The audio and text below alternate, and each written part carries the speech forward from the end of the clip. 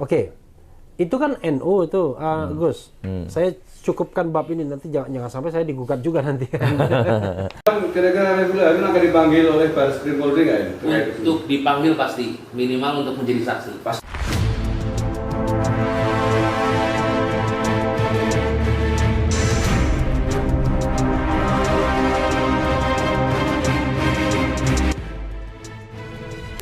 Assalamualaikum warahmatullahi wabarakatuh. Alhamdulillahirabbil alamin. Allahumma shalli ala sayyidina Muhammadin wa ala alihi washabihi ajmain. Amma ba'du. Saudara-saudaraku sebangsa dan setanah air yang saya cintai, bertemu lagi dengan KP Nusantara.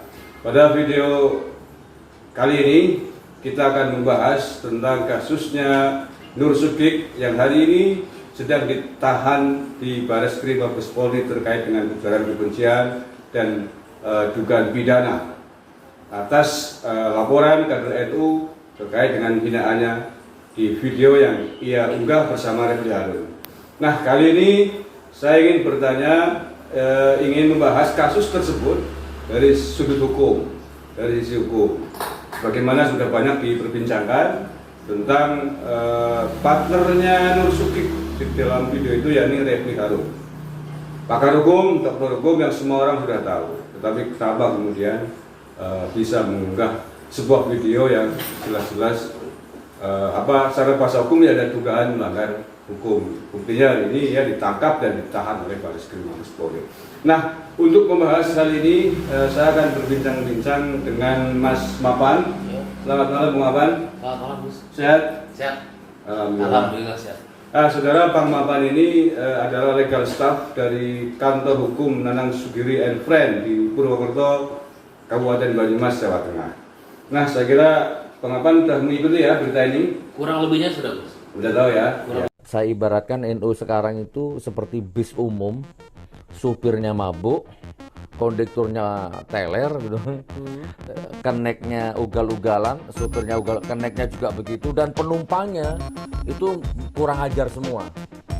Bisa jadi kondekturnya Gus Yakut gitu, dan supirnya Ki Haji Agil Sirot, mungkin gitulah. Mungkin ya. Nah, penumpangnya liberal, sekuler, macam-macam di situ, PKI numplek di situ, dan selama ini. Oke, itu kan NU itu, Gus. Saya cukupkan bab ini, nanti jangan sampai saya digugat juga nanti. Sebentar, ya, sedikit aja, 1 menit silakan, Bang. silakan. Contohnya Kiai Haji Ma'ruf Amin. Iya. Logikanya lah ya. Paling NU Bang. Ya, mungkin loh ya, bangsa juga. Tetapi yang ingin saya tanyakan sebagaimana prolog tadi bahwa sampai hari ini yang dipanggil atau tersangka dalam kasus ini baru satu, yakni Nur Sugik. Nah, sementara rekan di dalam vlognya itu, yakni Refli Harun, belum ada kabar beritanya apakah akan dipanggil atau tidak. Nah, saya ingin bertanya tentang itu, tentang Refli Harun ini, Bang Mapan. Kira-kira menurut tinjauan hukum, sejauh mana tingkat keterlibatan Refli Harun?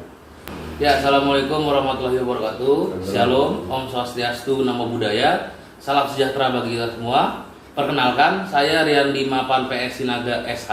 Saya di sini selaku legal staff dari kantor hukum Nanang Sugiri and Partners. Menjawab pertanyaan dari Gus Mar yang disampaikan mengenai sebenarnya bagaimana kaitan atau sejauh mana bisa dikaitkan perkara Nur Sugik dengan si penginterview atau si pengupload sekaligus, pemilik channel sekaligus, Refli Harun. Karena dalam sebuah delik pidana itu dikenal yang dinamakan delneming. Delneming itu dalam bahasa Indonesia atau bahasa umumnya itu adalah penyertaan. Penyertaan yang mana diatur dalam pasal 55 serta 56 KUHP.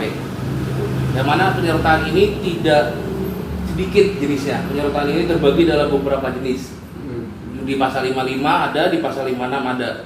Mulai dari pelaku itu sendiri, atau yang bisa dibilang player, atau bisa juga ada made player. Nah, lalu ada juga down player. Down player itu adalah yang menyuruh melakukan. Lalu selanjutnya ada witlocker. Witlocker itu adalah orang yang menganjurkan atau menyarankan seseorang untuk melakukan perbuatan atau delik pidana. Lalu ada juga made plekti, yaitu pembantu dalam perbuatan pidana tersebut.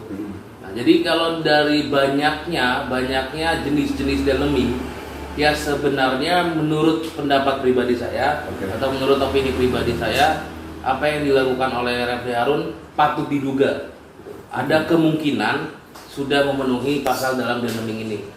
Jadi bila dibahasakan hukumkan, nantinya adalah apa yang didakwakan ke Nur Sugi akan dijuntokan atau diiringi dengan pasal 55 penyertaan ini. Seperti itu kurang lebih. Ya, terima kasih. Kalau kita lihat di videonya Refli Harun dan Nur Sugi ini kan sebenarnya yang mengunggah tidak hanya Refli Harun, tetapi dua-duanya. Refli Harun yang mengunggah konten itu, Sugikno juga mengunggah konten yang sama. Nah, dari tayangan yang ada dari video tersebut, kalau menurut Bang Mapan, ini patut diduga di sisi mana dari beberapa unsur yang tadi disebutkan ini? Ya, perlu pembuktian lebih dalam, Gus. Saya di sini tidak dalam kapasitas yang bisa membuktikan niat dari Refli Harun ini, atau mungkin obrolan belakang layar antara Refli Harun dengan Nur Sugi ini apa. Gitu, karena harus tahu apa yang dibahas mereka di belakang. Apakah jangan-jangan kalau memang Refli Harun yang menyuruh Nur Sugi untuk membuat statement-statement yang kontroversial seperti itu, dia bisa dikatakan downplayer, karena untuk menyuruh melakukan. Tapi kalau memang niatnya ada di Nur Sugi, tapi dia hanya membantu memfasilitasi, itu bisa dikatakan dia sebagai media plekti. Jadi benar-benar harus dilihat niat awal dan bagaimana kesepakatan mereka berdua di belakang. Oh gitu ya, sebelum pembuatan video gitu ya? Iya betul. Oke.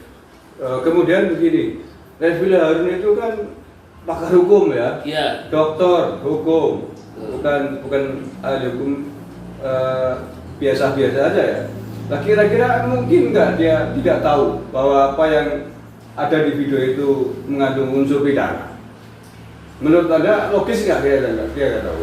Sebagai pakar hukum yang memang juga saya kagumi, karena gelarnya sudah tinggi, pasti seorang Refli Harun mengerti tentang yang namanya penyertaan.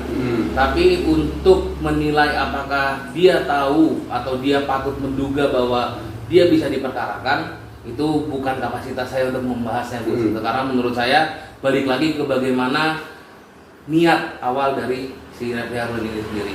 Tapi kalau dengan kapasitas gelarnya, sudah pasti Refli Harun mengerti tentang deleming, mengerti tentang penyertaan, mengerti tentang pasal 55 dan 56 KUHP. Dan saya kira itu juga resikonya ya, resiko hukum terkait dengan unggahan itu saya kira. Sepertinya. Tapi balik lagi, semua kita harus mengedepankan presumption of innocence, yaitu di mana ada praduga tak bersalah. Atas praduga tak bersalah. Bersalah ya. Jadi kita harus kembali ke bagaimana niat dari si orang bersalah. Tapi menurut Bang Mapan, kira-kira Refli Harun akan dipanggil oleh Barreskrim Polri nggak ini?